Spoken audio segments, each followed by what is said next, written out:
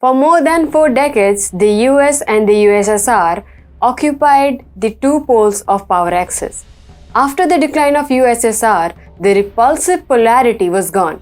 Sure, China did emerge as a credible challenge to the US, but its flames were not fueled by strong macroeconomic fundamentals.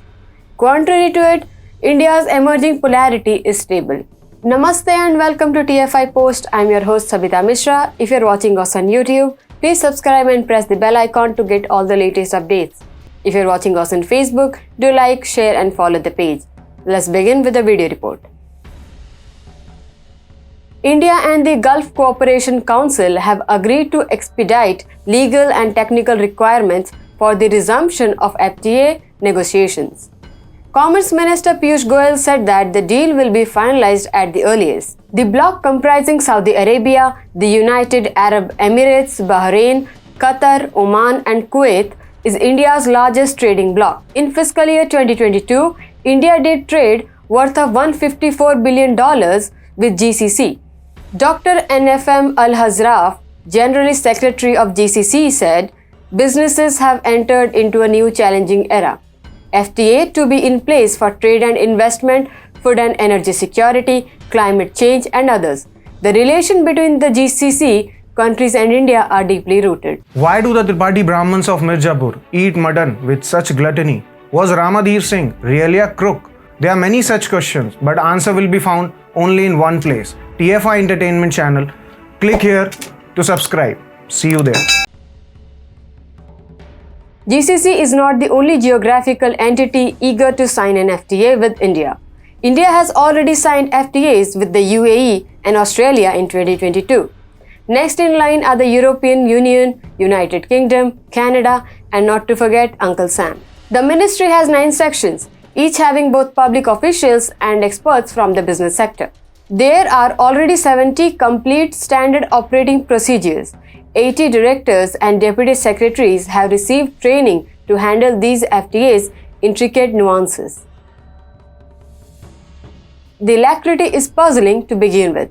According to a Deloitte report, Indian traders have been a net loser on every other FTA in the past.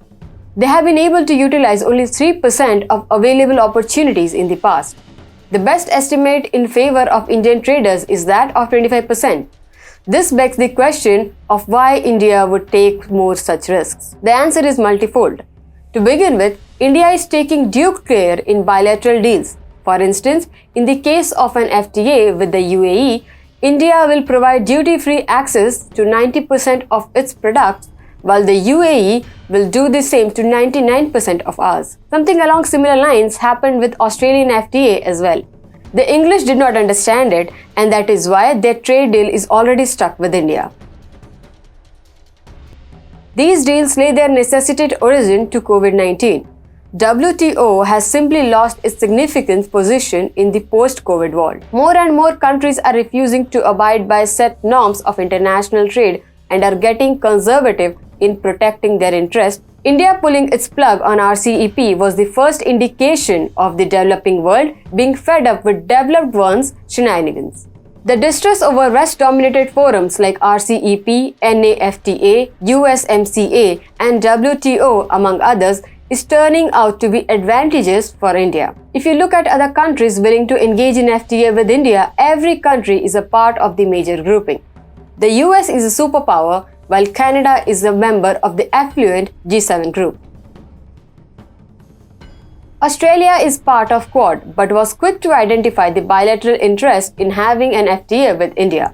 Its former colonial master, the UK, is also a member of G7. In fact, one of the reasons the UK left the European Union is because it wasn't happy with trade deals signed by the EU. Talking about the EU, the bloc comprising 26 countries want to have its own FTA with India. There is a pattern emerging here. India does not favor multilateral FTAs and the countries are not shying away from joining India. In a way, India has its proxies on every big forum on diplomatic tables. There is a reason why the whole West could never unite against India on its Ukraine stand. Interests of their friends lie in India's willingness to let them participate in its economic journey. We just need to hold it tight.